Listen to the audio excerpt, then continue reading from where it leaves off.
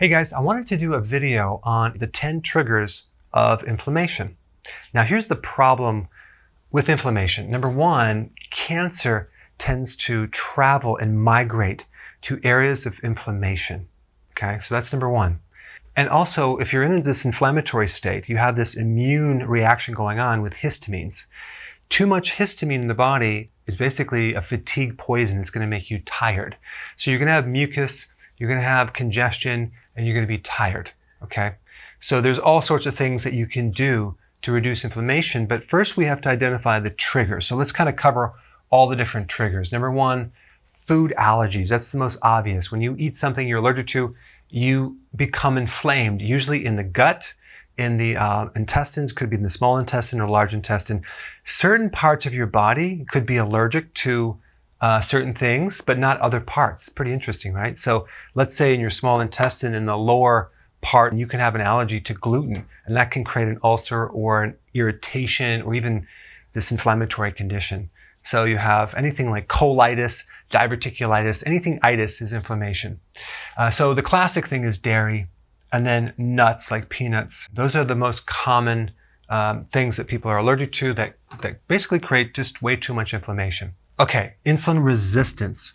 When you have this condition, you're going to have higher amounts of inflammation. You're going to be stiff. You're going to have pain in your body, in your joints. And of course, this comes from sugar. So sugar is highly inflammatory. So of course, we're not just talking about sugar. We're talking about all the hidden sugars in the juice, in the bread, in the pasta, in the cereal, in the sweetener. All that can potentially cause a lot of inflammation. And the reason I'm bringing this up is this is the most common reason why people are inflamed. And then as soon as they change their diet, the inflammation goes away. I personally, in my 20s, had serious inflammation of all the joints in the back, the hands, and I had this condition right here. That's why I had inflammation. And I was trying all these different remedies, but it wasn't working because I didn't get that basic eating implemented at all. So you have to fix that. Next one, cortisol is normally an anti-inflammatory hormone. Now, cortisol is an adrenal hormone. It's produced by the outer portion of the adrenals, and it's supposed to, in theory, get rid of inflammation. But when you actually have lower amounts of cortisol, let's say you have cortisol resistance and you have the situation where it's low in certain parts but high in others, or you run out of cortisol because you have adrenal fatigue, you can develop inflammatory conditions big time. There's a condition called Addison's, which is a very low adrenal burnout, where the person has inflammation everywhere in their bodies. John F. Kennedy had that, and you have to take a steroid. What's a steroid? Like prednisone? It's basically cortisol. It's a synthetic version of that. So any condition that involves taking cortisone cream, cortisol injections, prednisone, is really an adrenal weakness. So there's so many inflammatory conditions, from autoimmune diseases to skin problems, to poison ivy, to arthritis, that basically is involving low cortisol. So if you have this condition, I put links down below for all these conditions, but if you have this condition, you want to strengthen the adrenal, okay? Licorice, by the way, is a good thing to take as a natural cortisol replacement. Not the candy licorice, but licorice extract. But there's definitely a huge connection between cortisol and inflammatory conditions. All right, now next one is old injuries. If you have an old injury, whether it's a sprained ankle, a fall in the tailbone, breaking a bone like I have, I pretty much injured a lot of different parts of my body over the years, and it comes back to haunt you. You have these low-grade stiffness, inflammation going on in the joint because it's been damaged and there's not a lot of circulation in there. I have a lot of videos on what to do and how to address this. But if you do intermittent fasting, you can greatly reduce the inflammation even from old injuries, okay? So this is a really important thing to talk about, and people, they think that it's in the past, it's fine, but there's a huge connection. The inflammation will stay there. Infection, okay? So you're gonna have inflammation because it's part of the immune system. The body's starting to attack certain things. So a lot of people have yeast or candida or viruses in certain parts of their body, bacterial infections, an overgrowth of unfriendly bacteria, Lyme. So there's all these different infections that can occur in the body, even from like a tooth that is damaged, that then leaks bacteria into the system, even into the heart. It can settle in there. So you can develop all sorts of inflammatory conditions in different parts of the body.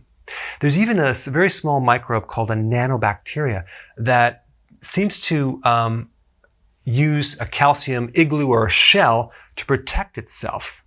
And so it's really hard to kill this microbe because it's protected. They're very stealth. So you have these small bacteria, they're called nanobacteria, that create this infection in the body and create more inflammation and more problems in your kidney, in the heart, tartar in the teeth. That's really an infection going on. So there's things to deal with that as well. One remedy to dissolve the shell, to decalcify the shell, would be something called EDTA. It's a chelator.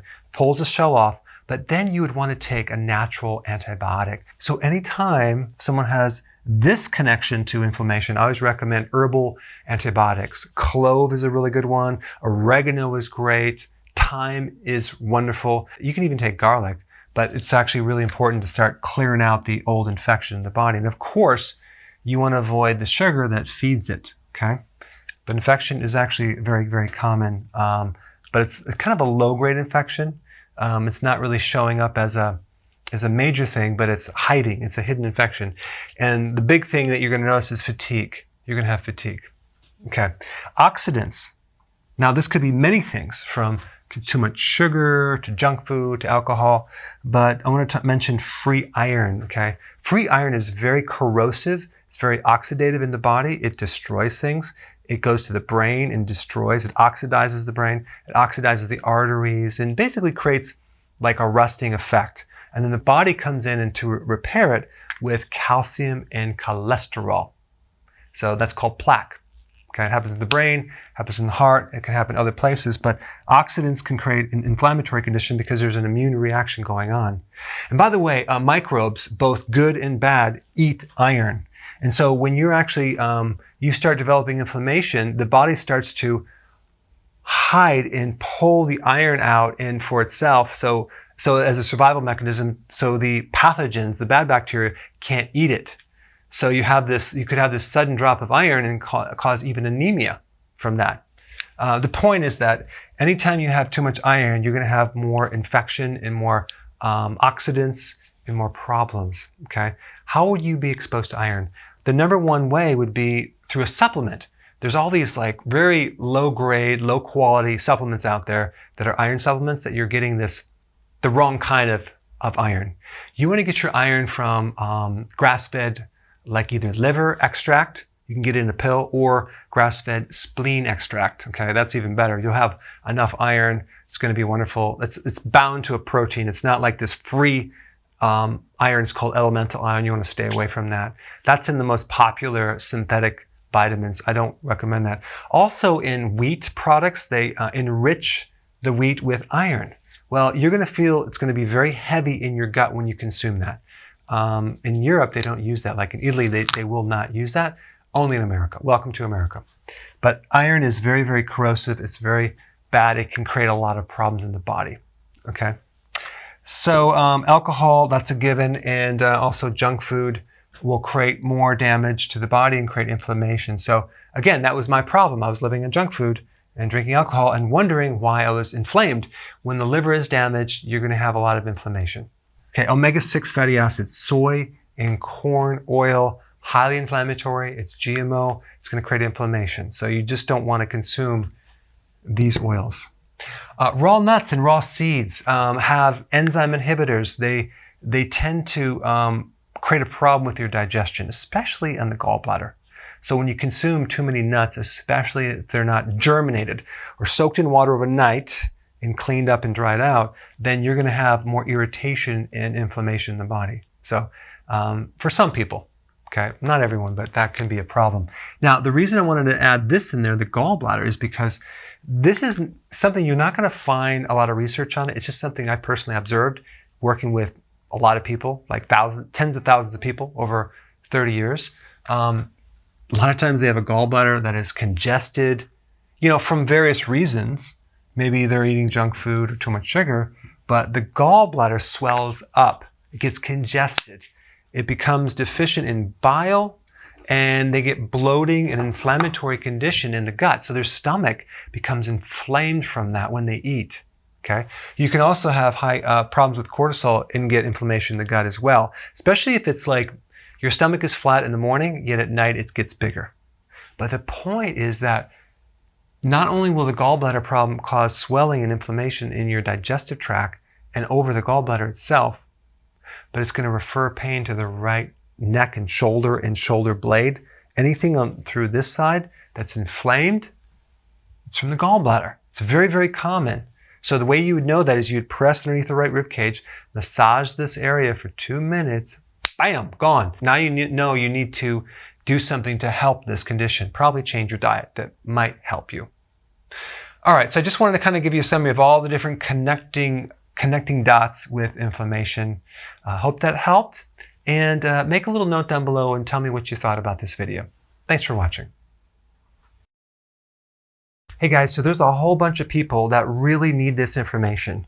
So press the share button and let's get it way out there.